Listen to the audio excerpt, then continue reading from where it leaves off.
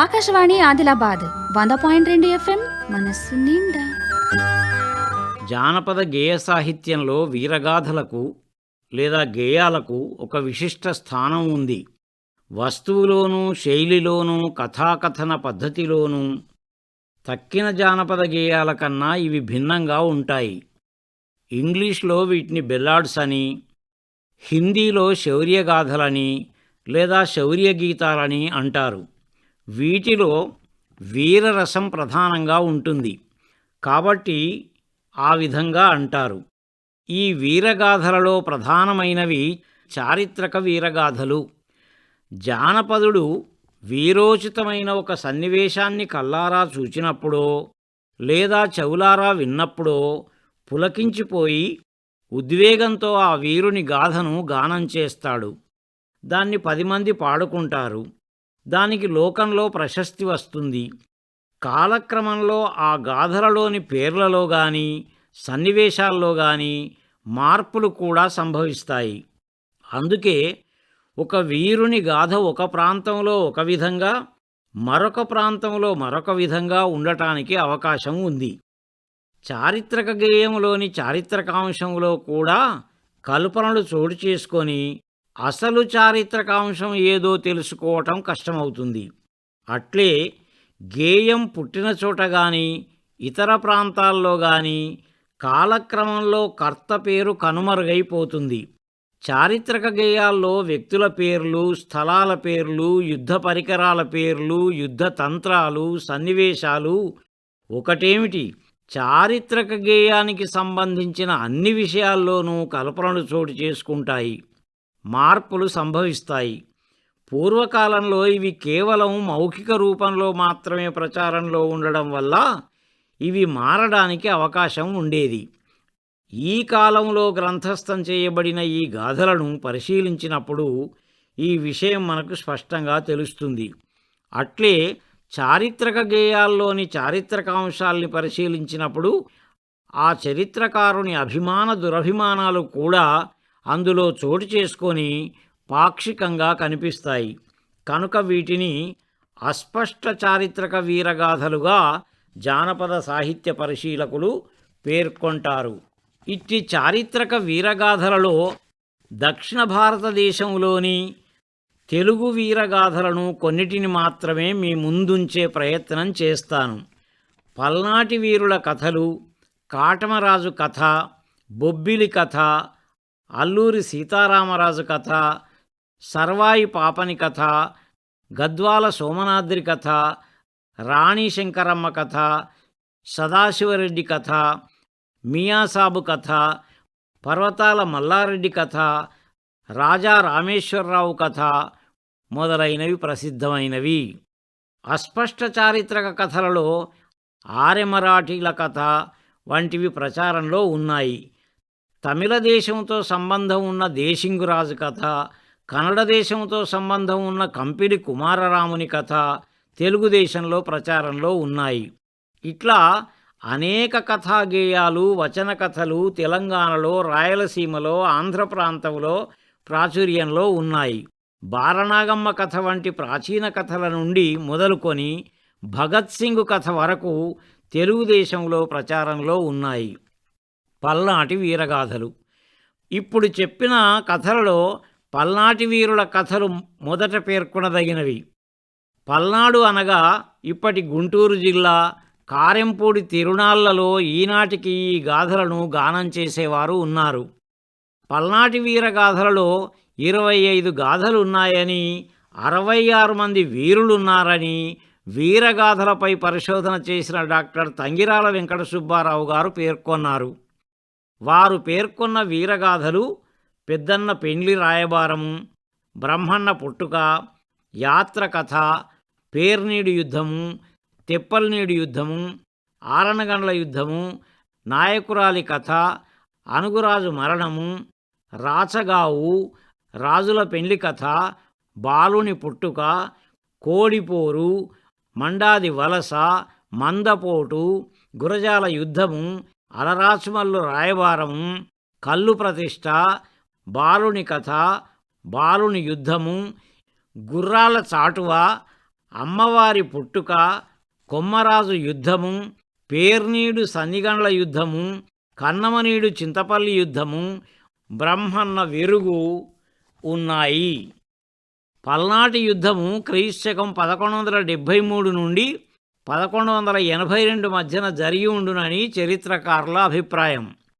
ఇది కాకతీయ సామ్రాజ్యమును మొదటి ప్రతాపరుద్రుడు పాలించిన కాలము. ఈ పల్నాటి యుద్ధము దాయాదుల మధ్య జరిగింది. ఈ కథ భారత కథను పోలియుండుటచే దీనిని పల్నాటి భారతమని కూడా అంటారు.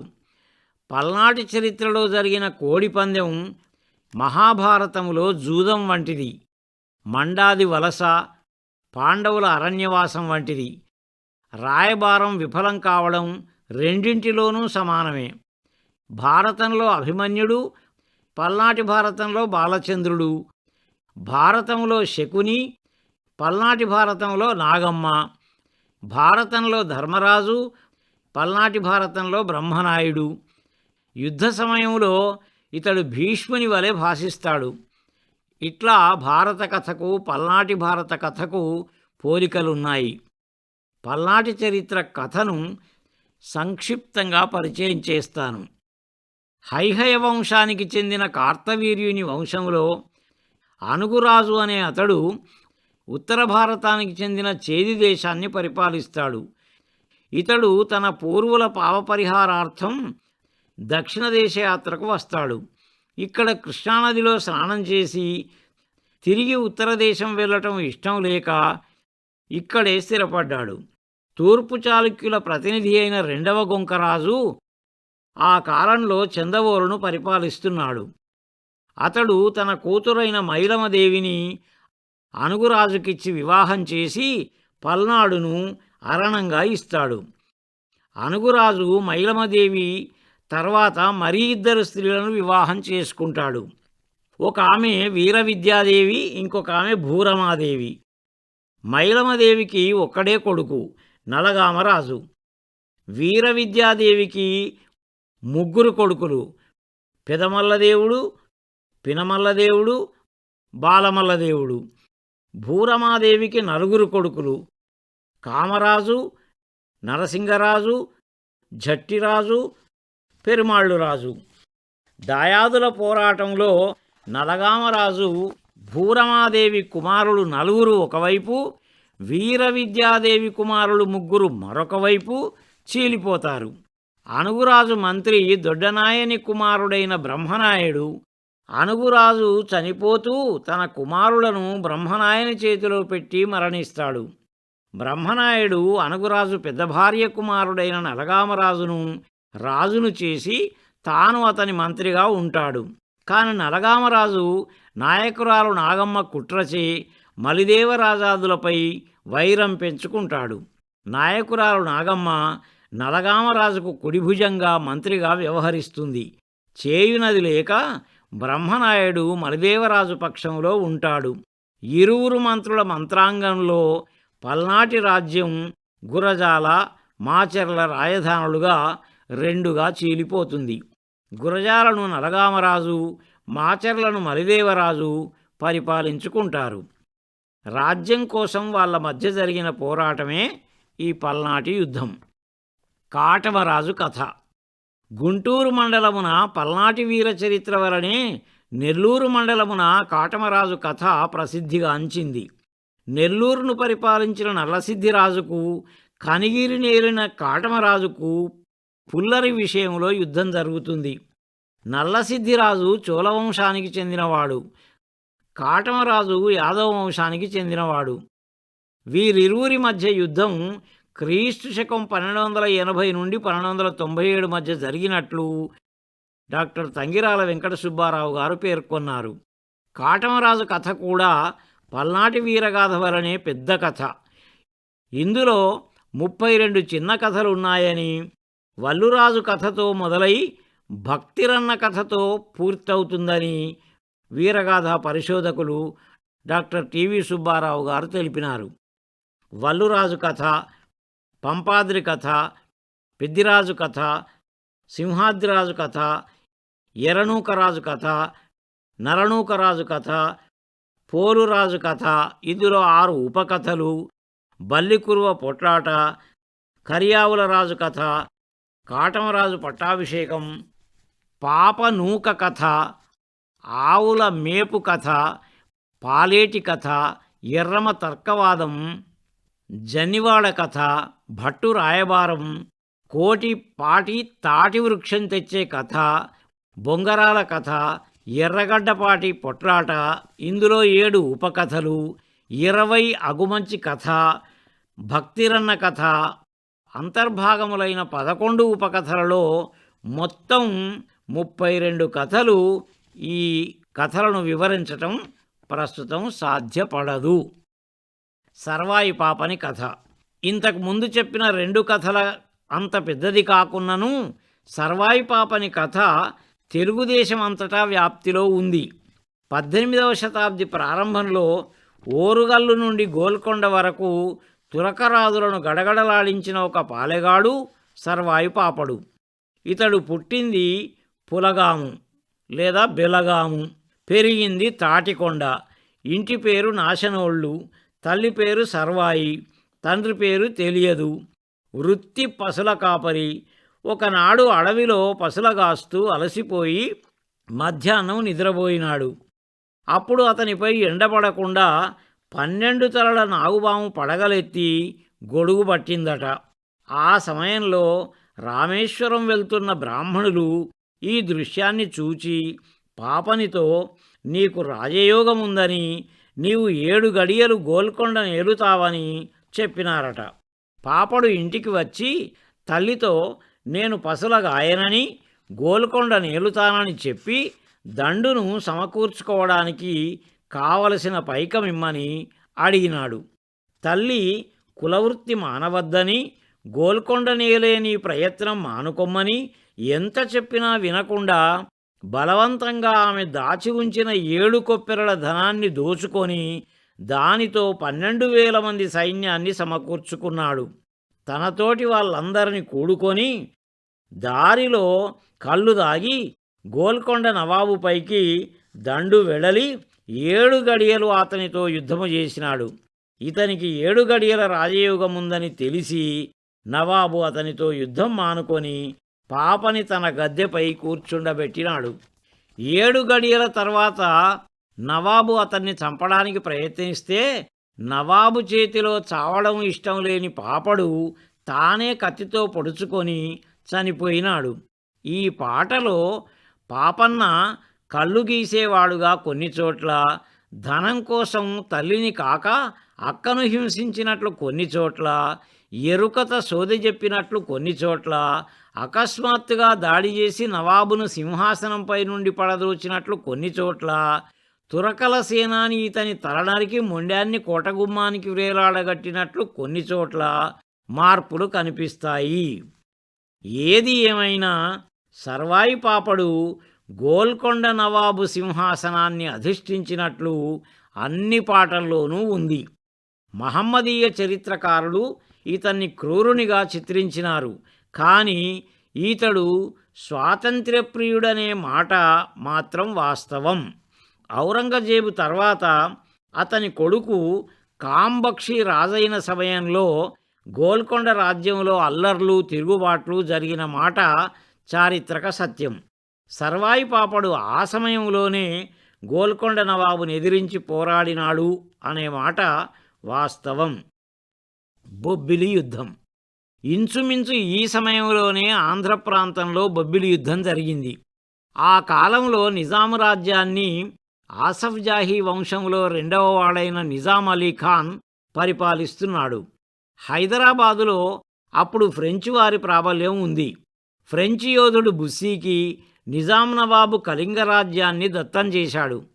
కళింగ రాజ్యాన్ని చూడబోయిన బుస్సీకి ఆహ్వానం పలకడానికి రాజమహేంద్రవరానికి విజయనగరాన్ని పాలించే విజయరామరాజు వెళ్తాడు. కానీ బొబ్బిలి సంస్థానాన్ని పాలించే రంగారావు వెళ్ళడు. దానికి కారణం వారిరువురికి పాత పగలు ఉండడం. ఇదే అదనుగా తీసుకొని విజయరామరాజు రంగారావుపై బుస్సీకి చాడీలు చెప్పి బుస్సీని రంగారావుపైకి యుద్ధానికి పురికొల్పాడు. బొబ్బిలిని విడిచి వెళ్ళుమని ఆజ్ఞాపించిన బుస్సీని ఎదుర్కొని రంగారావు యుద్ధానికి దిగుతాడు. జనవరి 24, 1757 నాడు రంగారావు యుద్ధంలో మరణిస్తాడు. బొబ్బిలికోట బుస్సీ వశమవుతుంది. ఈ విషయం తెలిసిన రంగారావు బావమరిది తాండ్ర పాపారాయుడు విజయనగర రాజైన విజయరామరాజును వధిస్తాడు. ఈ వీరగాథనే బొబ్బిలిగాథ అంటారు. ఈ కథ తర్వాత ప్రత్యేకంగా చెప్పుకోదగిన కథ అల్లూరి సీతారామరాజు కథ. ఇది అందరికీ తెలిసిందే. తెలుగు జానపద గేయ సాహిత్యంలో తెలంగాణ ప్రాంతంలోని వీరగాథల్ని కూడా పరిచయం చేసుకుందాం. సర్వాయి పాపని కథ తర్వాత ప్రశస్తి వహించిన వీరగాథలలో గద్వాల సోమనాద్రి కథ, రాణి శంకరమ్మ కథ, సదాశివరెడ్డి కథ మొదలైనవి ప్రసిద్ధములైనవి. గద్వాల సోమనాద్రి కథ గద్వాల నిజాం సంస్థానాల్లో ఒకటి. దీని ఏలిక సోమనాద్రి. ఇతన్నే పెదసోమ భూపాలుడు అని కూడా అంటారు. ఇతడు 1750 ప్రాంతాల్లో జీవించాడు. తల్లి బక్కమ్మ, తండ్రి పెద్దారెడ్డి, భార్య పేరు లింగమ్మ. గద్వాల కోటను ఈయనే నిర్మించాడు. సోమనాద్రి ఆజానుబాహుడు, నల్లని గంభీర విగ్రహుడు, శత్రుభయంకరుడు. తెల్లని గొప్పజాతి గుర్రం మీద స్వారీ చేస్తూ యుద్ధరంగంలో కలయదిరిగేవాడట. ప్రళయకాల రుద్రుని వలె కనిపించేవాడట. గద్వాల కోటను నిర్మించుకోకముందు ఇతడు పూడూరును రాజధానిగా పరిపాలించేవాడు. ఒకనాడు సోమనాద్రి వేటకు వెళ్ళాడు. ఇప్పటి గద్వాల ప్రాంతం అప్పుడు అరణ్యం. రాజధాని నిర్మించుకోవడానికి అది తనకు అనుకూలంగా ఉంటుందని భావించి కోట నిర్మాణం ప్రారంభించాడు. అయితే ఆ అటవీ ప్రాంతం గద్వాల సమీపంలోని ఉప్పేడు కోటను పాలిస్తున్న సయ్యద్ దావూద్ మియాదట. అతడు గోల్కొండ నవాబుకు ఆప్తుడట. ఈ విషయం తెలియని సోమనాద్రి కోట నిర్మిస్తున్న సమయంలో, ఇది నా ఏరుబడిలోనిది, నీవు ఇచ్చట కోట కట్టుకోవడానికి వీల్లేదని దావూదు అడ్డు చెప్పాడు. కోట నిర్మాణాన్ని మధ్యలో ఆపడం ఇష్టం లేని సోమనాద్రి దావూదుకు తగినంత ద్రవ్యమిస్తానని, కప్పం కూడా కడతానని చెప్పి కోట కట్టుకున్నాడు. ఇస్తానన్న ద్రవ్యం ఇవ్వలేదు, కప్పం కట్టలేదు. పైగా స్వాతంత్ర్యప్రియుడైన సోమనాద్రి ఉప్పేడు కోటను ఆక్రమించుకోవడానికి సన్నాహాలు చేస్తున్నాడని తెలుసుకొని దావూద్ మియా సోమనాద్రిపై యుద్ధం ప్రకటించాడు. రాయచూరు నవాబు బసర్ జంగ్, ప్రాగటూరు పాలకుడు ఇదురుసాబు దావూద్ మియాకు బాసటగా నిలిచారు. సోమనాద్రి ఒక్కడే తన సైన్యంతో వెళ్ళి ఆరగిద్ద వద్ద బసర్ జంగును ఓడించాడు. ఈ విషయం తెలుసుకొని ప్రాగటూరు పాలకుడు ఇదురుసాబు యుద్ధాన్ని విరమించుకున్నాడు. ఏకాకి అయిపోయిన దావూద్ మియా ఏనుగుపై పారిపోతుంటే సోమనాద్రి తన గుర్రంపై వెళ్ళి వాణ్ణి పట్టుకున్నాడు. ప్రాణభయంతో వాడు సోమనాద్రి శరణు వేడాడు. ఇక ముందు ఎప్పుడు నీ జోలికి రానని చెప్పి యుద్ధ పరిహారంగా తన యుద్ధ చిహ్నాలైన నగారా, పచ్చజెండాలతో పాటు ఏనుగులను కూడా సోమనాద్రికి సమర్పించుకొని తలదించుకొని ఉప్పేడుకు వెళ్ళిపోయాడు. అవమాన భారంతో కోటలో నిద్రించాడు. దావూద్ మియా పొద్దున్నే లేచి తన కోటపైకి వెళ్ళి గద్వాల కోట వైపు చూచాడు. తన పచ్చజెండా గద్వాల కోటపై రెపరెపలాడుతూ కనిపించింది. కడుపు మండింది. తనకు ఆప్తుడైన నిజాము నవాబు నాసిరుద్దౌలాను ఆశ్రయించాడు. తన దీనస్థితిని వివరించి సాయం కోరినాడు. నాసిరుద్దౌలా సోమనాద్రిపై దండయాత్రకు పూనుకున్నాడు. రాయచూరు నవాబు బసర్జంగ్, ప్రాగటూరు ఇదురుసాబ్, గుత్తి దుర్గాధిపతి టీకు సుల్తాన్, కర్నూలు నవాబు దావూద్ ఖాన్ మరియు బల్లారి నవాబు అందరూ ఒక్కటై సోమనాద్రిపైకి దండెత్తి వచ్చారు. తుంగభద్రా నదికి దక్షిణాన ఉన్న నిడుదూరుకు నిజాం సైన్యం చేరుకున్నది.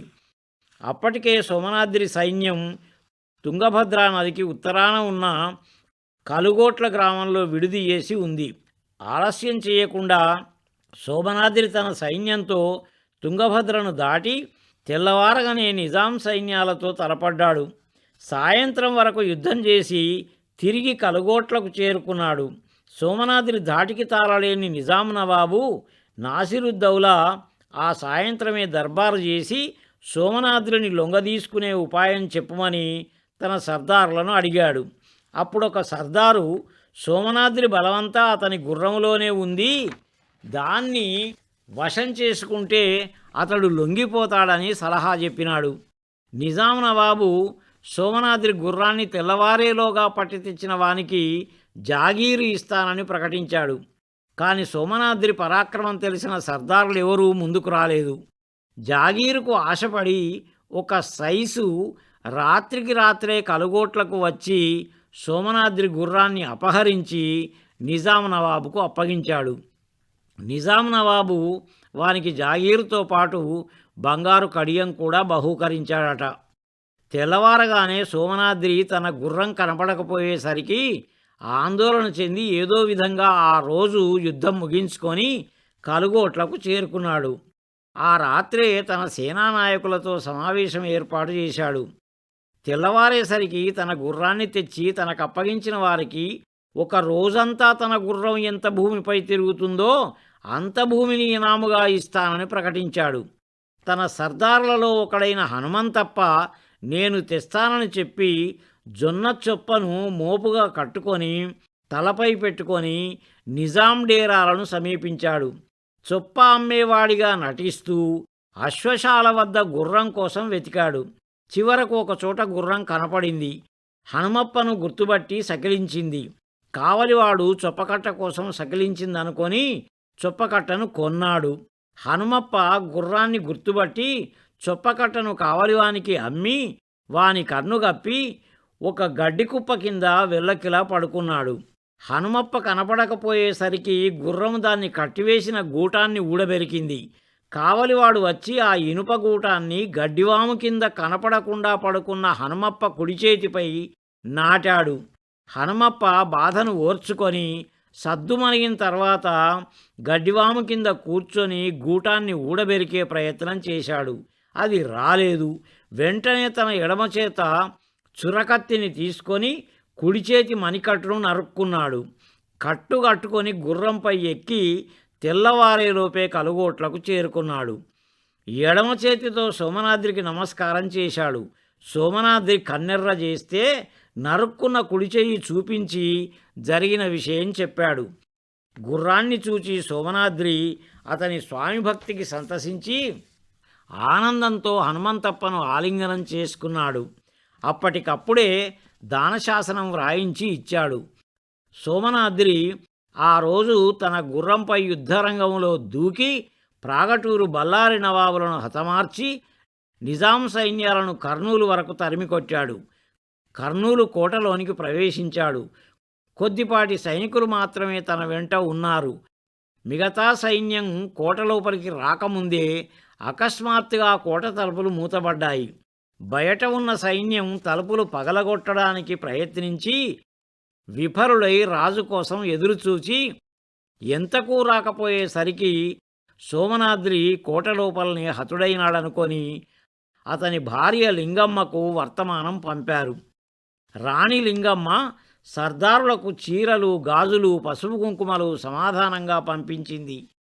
వెంటనే సేనానాయకులు సిగ్గుపడి రెట్టించిన పౌరుషంతో కోట తలుపులు బద్దలుగొట్టి లోపలికి ప్రవేశించారు. వీరవిహారం చేస్తున్న సోమనాద్రికి బాసటగా నిలిచారు. గుత్తి, రాయచూరు నవాబులు యుద్ధ విముఖులైనారు. నిజాం నవాబు సోమనాద్రితో సంధి చేసుకొని కర్నూలులోని కొంత భూభాగాన్ని ఆయనకు ఇచ్చాడు.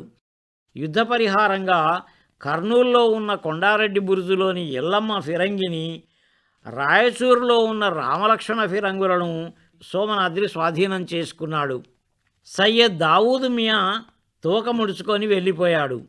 విజయోత్సాహంతో కర్నూలు నుండి గద్వాలకు తిరిగి వచ్చిన సోమనాద్రి అన్నమాట ప్రకారం హనుమంతప్పకు తన గుర్రం ఒక దినమంతా సంచరించిన భూభాగాన్ని దానంగా ఇచ్చాడు. హనుమప్ప సంతతివారు ఈనాటికి ఆ భూమిని అనుభవిస్తూనే ఉన్నారు. రాణి శంకరమ్మ కథ. శంకరమ్మ రైతు కుటుంబంలో జన్మించింది. తల్లి రాజమ్మ, తండ్రి సంగారెడ్డి, గ్రామం గౌడిచెర్ల. 1702లో పుట్టింది. బాల్యంలోనే మగరాయంలాగా పంచకట్టు కాసెపోసి కర్ర తిప్పింది, కత్తి తిప్పింది, నాగలి దున్నింది, బండి దోలింది. మీసాలు లేకున్నా రోషం మాత్రం ఉండేది. శంకరమ్మ బాల్యంలో ఒకసారి గౌడిచెర్ల శివారులో ఒక చిరుతపులి తనపై పడితే ధైర్యంగా దాన్ని ఎదుర్కొని బడితెతో బాది చంపింది. అప్పటి నుండి ఆమె ధైర్య సాహసాలు లోకానికి తెలిసి వచ్చాయి. వేసవి కాలంలో ఒకరోజు శంకరమ్మ తండ్రి కోసం సద్దిమూట తలపై పెట్టుకొని చేను వద్దకు పోతుంటే ఎండవేడిమికి తాళలేక ఆకలి దప్పులతో అలమటిస్తూ ఒక వ్యక్తి గుర్రంపై సోలుతూ కనిపించాడు. ఆపదలో ఉన్నవారిని ఆదుకునే స్వభావం గల శంకరమ్మ వెంటనే అతని వద్దకు వెళ్ళి మంచినీళ్ళిచ్చి దప్పిక తీర్చింది. అంబలి పోసి సంకటి పెట్టి ఆకలి తీర్చింది. ఆ వ్యక్తి పేరు నరసింహారెడ్డి. అతడు ఆందోళన పాలకుడు. తనను ఆదుకున్న ఆ అమ్మాయికి సంతోషంతో కృతజ్ఞతాపూర్వకంగా తన వ్రేలి ఉంగరాన్ని ఇచ్చాడు. కాని శంకరమ్మ సున్నితంగా వద్దని వారించింది. దాన్ని తీసుకుంటే ఇది నీకెక్కడిదని తల్లిదండ్రి దండిస్తారని, ఊళ్ళో వాళ్ళు అనుమానిస్తారని అన్నది. అంతే. ఆమె శీలానికి మెచ్చుకున్న నరసింహారెడ్డి ఆందోళనకు వెళ్ళి శంకరమ్మ తండ్రి సంగారెడ్డికి పెండ్లి రాయబారం పంపించాడు. తల్లిదండ్రులు సంతోషించి శంకరమ్మను నరసింహారెడ్డికిచ్చి ఘనంగా పెళ్లి చేశారు. నరసింహారెడ్డి పెళ్ళైన సంతోషంలో రాచకార్యాలు విడిచి శంకరమ్మ కొంగు పట్టుకొని తిరగడం మొదలుపెట్టాడు. ఇదే అదనుగా భావించిన పన్ను వసూలుదారులు సిద్దిఖీ సోదరులు కుట్రలు కుతంత్రాలు పన్ని ప్రజలను పీడించి పన్నులు వసూలు చేశారు.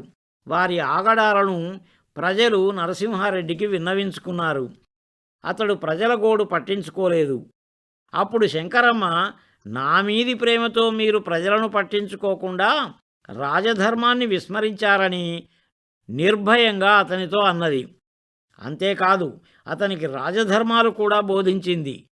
ప్రజలను కన్నబిడ్డల్లా పాలించి రాజు కీర్తి పొందాలని ఉపదేశించింది. అప్పటి నుండి నరసింహారెడ్డి తన ధర్మాన్ని చక్కగా నిర్వర్తించడం మొదలుపెట్టాడు. సిద్దిఖీ సోదరులు తమ ఆటలు సాగక నరసింహారెడ్డిని విషప్రయోగం చేసి చంపారు. భర్త పోయిన దుఃఖాన్ని గుండెలో దిగమింగుకుంటూనే ధైర్యంగా స్థైర్యంగా రాచకార్యాలు చూసుకున్నది శంకరమ్మ. ఆ కాలంలో నిజాం నవాబులు మరాఠా పీష్వాలకు పన్నులు చెల్లిస్తూ ఉండేవారు. ఆ సంవత్సరం పన్నులు చెల్లించలేదు. పీష్వాలు కోపించి కప్పం కడతావా కయ్యానికొస్తావా తేల్చుకో, మా బలం గొప్పది, రాజీకి రా అని నిజాం నవాబుకు జాబు పంపారు. నిజాం ఆలోచించి శంకరమ్మ ధైర్య సాహసాలు తెలిసినవాడు కనుక ఆమెను పిలిపించి పీష్వాలపైకి యుద్ధానికి బొమ్మని పంపించాడు. అప్పుడు శంకరమ్మ కాసెపోసి కత్తిబట్టి కాలికవోలే కథన రంగంలో దూకింది.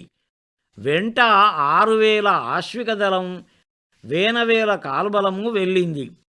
శంకరమ్మ మొండి ధైర్యంతో దండెత్తిపోయి ఎత్తుకు పై ఎత్తు వేసి పీష్వాల తోకలు కత్తిరించింది. ఆమె ధాటికి తారలేక పీష్వాలు తోకలు ముడుచుకొని పారిపోయారు. విజయగర్వంతో తిరిగి వచ్చిన శంకరమ్మను నిజాం నవాబు రాయబాగిన్ అనే బిరుదంతో సత్కరించాడు. ఆమెను రాణిగా ప్రకటించాడు. నాటి నుండి ఆమె రాయబాగిన్ రాణి శంకరమ్మ అయింది. ఈ యుద్ధం 1764లో జరిగింది. ఆ తర్వాత కూడా రాణి శంకరమ్మ ఎన్నో విజయాలు సాధించింది. రాజ్యాన్ని విస్తరింపజేసింది. ప్రజలను కన్నబిడ్డల్లా పరిపాలించింది. రాణి శంకరమ్మ పైకి ధైర్యోత్సాహాలు ప్రదర్శించినా లోపల మాత్రం భర్తపోయిన దుఃఖం ఆరలేదు. మనశ్శాంతి కోసం తీర్థయాత్రలకు బయలుదేరింది. దీన్ని అదనుగా తీసుకొని శంకరమ్మ అంటే గిట్టని వారు కొందరు తన పరివారంలోని వారే అడవిలో దారి కాసి ఆమెను చంపడానికి మత్తుమందిచ్చారు. శంకరమ్మ స్పృహ తప్పి పడిపోతే పరివారం నిజాం వద్దకు వెళ్ళి రాణి శంకరమ్మ చలిజ్వరంతో చనిపోయిందని చెప్పి ఆందోళన ఆధిపత్యాన్ని తాము స్వీకరించారు. శంకరమ్మ స్పృహ వచ్చి చూసుకునేటప్పటికీ తన పరివారం లేదు. తాను నట్టడవిలో ఉంది. దారి వెతుక్కుంటూ వెళ్ళింది. ఇంతలో ఒక కోయగూడెం కనిపించింది. ఆ కోయ వాళ్ళని అడిగి హైదరాబాదుకు దారి తెలుసుకొని నిజాం వద్దకు వచ్చి జరిగిన సంగతి చెప్పి తిరిగి తన ఆందోళన రాజ్యాన్ని తాను పొందింది. పన్నుల భారం తగ్గించి ప్రజలను కన్నబిడ్డల్లా పరిపాలించింది. తల్లి పేరిట రాజంపేటను, తండ్రి పేరిట సంగారెడ్డి పట్టణాన్ని నిర్మించింది. గరుడాద్రి గుట్టపై రంగనాథాలయాన్ని కట్టించింది. కొంతకాలానికి రాణి శంకరమ్మకు రాచపుండు పుట్టింది. ఎన్ని మందులు వాడినా తగ్గలేదు. చివరకు ఆ బాధతోనే 1744లో ఆమె తుది శ్వాస విడిచింది. రాణి శంకరమ్మ కీర్తి నిలిచింది. సదాశివరెడ్డి కథ. ఈ కథాగేయంలోనూ వచనంలోనూ కూడా ఉంది. కథాగేయంలో కల్పనలు ఎక్కువ, చారిత్రకాంశాలు తక్కువ. హైదరాబాదును నవాబు పరిపాలిస్తున్నాడు. నవాబు పేరు పేర్కొనలేదు. ఆయన భార్య బేగం సాని, పేరు లేదు. వీరికి 2 కొడుకులు. పెద్దవాడు హల్లీజా, రెండవవాడు పల్వర్ జంగు. పల్వర్ జంగు పెళ్లి కోసం నవాబు ఆరే గుండేభాయి దగ్గర 3 లక్షలు అప్పు చేసినాడు. 6 నెలల్లో తిరిగి పైకం ఇస్తానని పైకం కూడబెట్టి ఖజానా పెట్టెలో పెట్టి ఉంచినాడు. ఇంతలో ఒక ఆదివారం నాడు ఉత్తరాన ఉరుము ఉరిమింది, దక్షిణాన మెరుపు మెరిసింది. పిడుగు వచ్చి ఖజానాపై పడింది. పైకం హతమైపోయింది.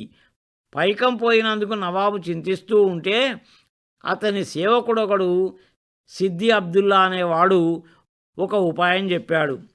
హైదరాబాదును నాకు అప్పగించండి, పైకం మీకు అప్పగిస్తాను అని అన్నాడు. హైదరాబాదుకు రాకపోకల్ని అడ్డగించి తిండి గింజల్ని బయట నుంచి లోపలి నుండి బయటకు పోనీయకుండా చేసి ధరలు విపరీతంగా పెంచి పైకం పోగు చేశాడు. అధిక ధరలతో ఆహార పదార్థాలు కొనలేక ప్రజలు ఆకలితో అలమటిస్తూ నవాబు పెద్ద కొడుకు హల్లీజా దగ్గర మొరబెట్టుకున్నారు. అతడు తండ్రితో మాట్లాడి పెంచిన ధరల్ని తగ్గింపజేశాడు. ఇట్లయితే నేను మీకు పైకం చెల్లించలేనని అబ్దుల్లా చేతులెత్తేశాడు. ధరలు పెంచి ప్రజల్ని బాధపెట్టవద్దని హల్లీజా పట్టుబట్టాడు. చేసేది లేక నవాబు హల్లీజాను చెరలో ఉంచి అబ్దుల్లాను పైకం చెల్లించమన్నాడు.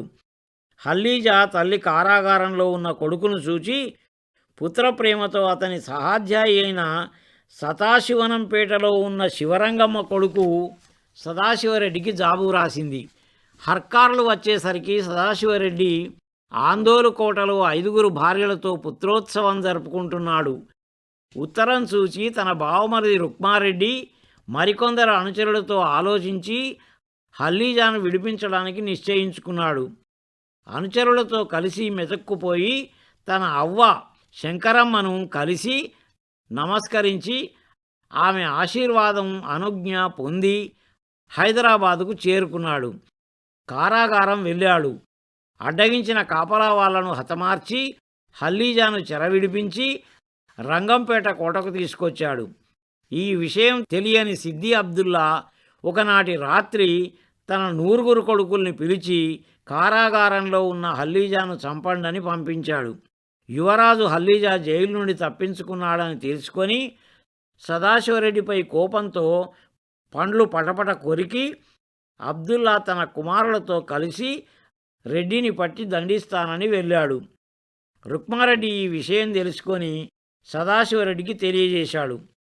సదాశివరెడ్డి సపరివారంగా వచ్చి మార్గమధ్యంలో కోనపల్లి వద్ద అబ్దుల్లాను ఎదుర్కొని తుపాకీ గుండ్లు కురిపించాడు. వాని కొడుకుల్ని చంపాడు. సదాశివరెడ్డితో యుద్ధం చేయలేక అబ్దుల్లా పారిపోయాడు.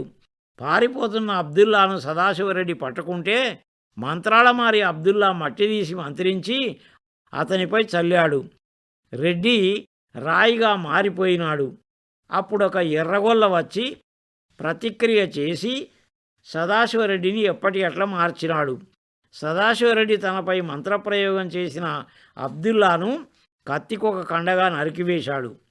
అబ్దుల్లా మరణవార్త విని నవాబు తన కుమారుని రెడ్డి వద్ద నుంచి తెప్పించుకోవడానికి తెల్లరాణి సహాయం కోరినాడు. బ్రిటిష్ రాణి ఫిరంగి సైన్యం పంపింది. తెల్లదొరలు సైన్యంతో రంగంపేటకు చేరుకున్నారు. సదాశివరెడ్డిని బంధించడానికి ఎత్తువేశారు.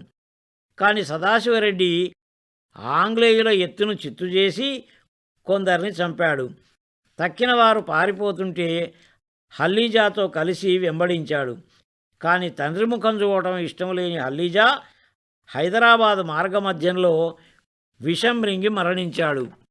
నవాబు తన కొడుకు శవాన్ని చూచి దుఃఖించి సదాశివరెడ్డిని జైల్లో వేయించాడు. సదాశివరెడ్డి అమ్మమ్మ రాణి శంకరమ్మకి ఈ విషయం తెలిసి సైన్యంతో వచ్చి నవాబును ఎదుర్కొని సదాశివరెడ్డిని విడిపించుకొని సదాశివనంపేటకు తెచ్చుకున్నది. కానీ తెల్లవాళ్ళు కుట్ర చేసి చంపడానికి ప్రయత్నించారు.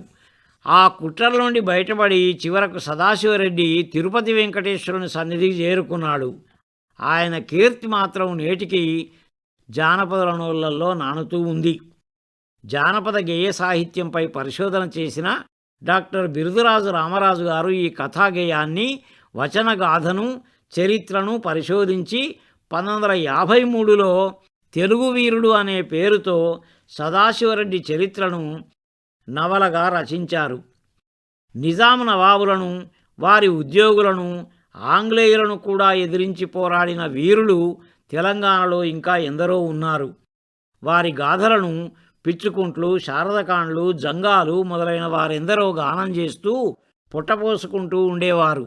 ఈనాడు ఆదరణ కరువై వాళ్ళంతా కూలినాలు చేసుకొని జీవనం సాగిస్తున్నారు. వారు పాడిన పాటలను కొందరు పరిశోధకులు టేపితం చేశారు, కొందరు కొన్నిటిని ముద్రించారు.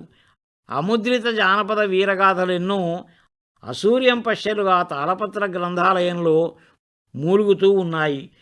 వాటిని వెలికి తీసి వెలుగులోకి తెస్తే మన చరిత్ర, మన సంస్కృతి విలువలు మనకు అవగతమవుతాయి. ఆకాశవాణి ఆదిలాబాద్ 100.2 FM మనస్సు నిండా.